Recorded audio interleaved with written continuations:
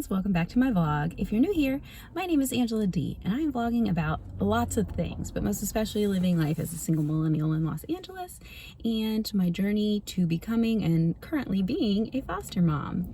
If you missed my last video, I got my very first foster care placement. He at the time was 3 days old, little boy, straight from the hospital. His name is private, but we are going to call him Buster. That's his internet nickname. And the camera is at this weird angle because if I put it in the normal place where I sit, you can see the little mirror that's on the head of the seat he's sitting on. You can see his face, and I'm not allowed to show his face or any other or any other identifiers that tell you what his identity is, just for his privacy and his family's privacy. And I thought I would just take you through the first week that I had with Buster from Tuesday, February 4th to today, Tuesday, February 11th. All right, so he arrived on my doorstep at about 6:15 p.m. And that first night that I had him, I was incredibly overwhelmed and thought, what am I doing? Like, what am I doing? These people just gave me a baby. As background, I was a nanny for over a decade. I have taken care of multiple newborns. I have taken care of multiples. I have been a camp counselor. I have been a babysitter since I was 9. I have a lot of experience with babies and with newborns. But still, the idea that I was the sole caregiver for this tiny little life freaked me out that first night. And every time he made a little noise, I wondered if he was alive. And I hear that's pretty normal. The first night's always a little shaky when you're at home and you're by yourself. Well, I am literally by myself because I am single. So the first night we survived. I woke up and immediately went to work with him. So I am a celebrity personal assistant, and my boss said, absolutely, bring him. We want to meet him. So I took them over. They're all well. Nobody was sick. And they had a little cuddle and got to know him a bit. And he just got showered with love. So on his discharge paperwork from the hospital, they said he needed to be seen by a pediatrician within 1 to 2 days of his discharge. He was a tiny, like 5 pounds, 10-ish ounces when I got him, maybe 5 pounds, 8 ounces. It was in kilograms, so I'm not really great at converting those. Did you hear him snore? That was his little snore. So I took him to the pediatrician, and she was concerned about his weight because he had dropped even lower than when I got him, and because he is so tiny, she was concerned that he was dropping too much weight, so I had to bring him back the next day. Well, the next day was a photo shoot and a video shoot for my boss, and she invited me to bring him to her credit, but I did not want him there because it was a video shoot, and if he had started crying, then I didn't want him to ruin anything. So one of my old bosses, and who I used to nanny for, and her current nanny took care of Buster that day and brought him to his appointment.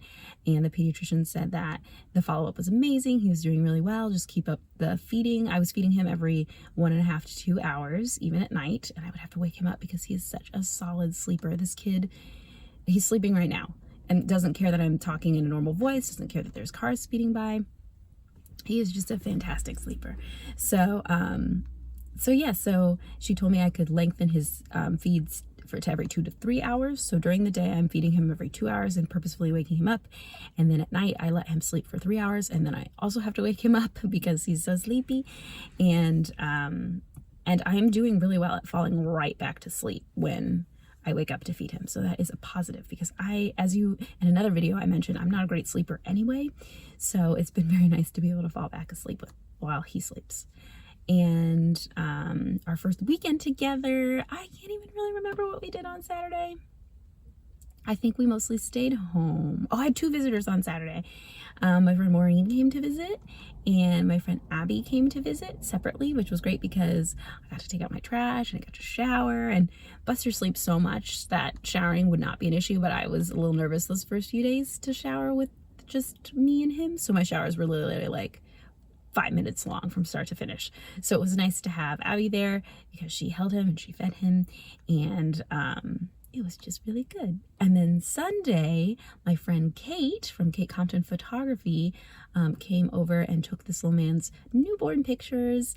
I cannot wait to share those with you. Obviously, I can't show his face, but they're so stinking cute. She humored me with all of my ideas. They're a little wacky and a little out there.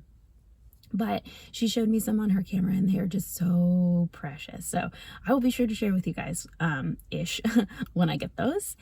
And what else did we do Sunday? Sunday was the Oscars, and I usually go to an Oscar party at my friend Kevin and Chuck's house, and I've already discussed it with them, and they will be Uncle Kevin and Uncle Chuck because I need Buster to have positive male role models for as long as he's with me, and they are two of the greatest people ever. So they are ordained Uncle Kevin and Uncle Chuck. I missed it this year because I was a little concerned because Buster's just so tiny, and I was exhausted, to be completely honest, so I just stayed home.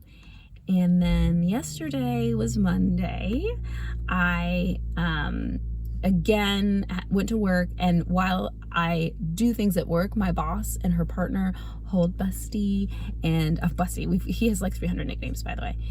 They hold him and cuddle him and let me get my work done, which is really nice because I get a little bit of a break while I'm also doing work, and they get to have a little snuggle. What's he doing? Oh, he's just moving around. What else? Okay, so within this first week, all the appointments I had to do, I had to take him to the pediatrician twice. I had to take him to a WIC appointment. So Women, Infants, and Children is a supplemental, I think it's a program by the FDA that helps women, infants, and children. So all of his formula is paid for by WIC. So I just get this WIC card and I go and I redeem them at stores, which is really nice. And what else did we have to do? Oh, we had 2 social worker visits from my social worker of my agency. She's visited twice because she visits once a week. We have not had a visit from the county social worker. And he's had a visit with his bio mom. And some counties don't allow or encourage foster parent or resource families, foster parents, to meet with the bio parents just for safety or privacy, or I don't know why. I do know why. One of my friends who's currently fostering in Virginia, who I'm going to get on this vlog, she said that they don't like for the foster parents to go and do family time because it takes away from the time that the children have with their bio parents. They want the focus just to be on the bio parents. So I drove downtown. I went to the DCFS offices. I met with a monitor who, because the mom has supervised visits, that she has to have a monitor in the room, and I can monitor sometimes, but I said for the very first time, I don't want to be the monitor. I just want to be responsible for transporting him and meet his mom, and then in the future I can monitor. So I did. I got there. She was very sweet and very polite and very appreciative and thankful, and you know, as soon as she saw her baby, I just knew she loved him. I won't go too much into detail with the visit because I want to keep her privacy private, but I did meet her.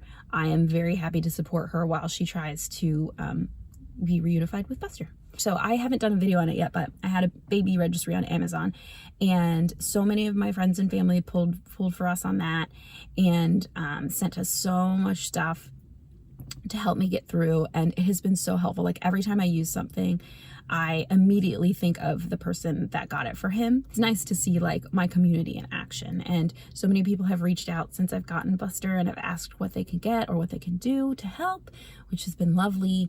And so many people have volunteered to come over and just hold him while I shower, or it's just been fantastic. So moving forward, Buster has had his initial hearing, which just establishes that his bio parents get visits.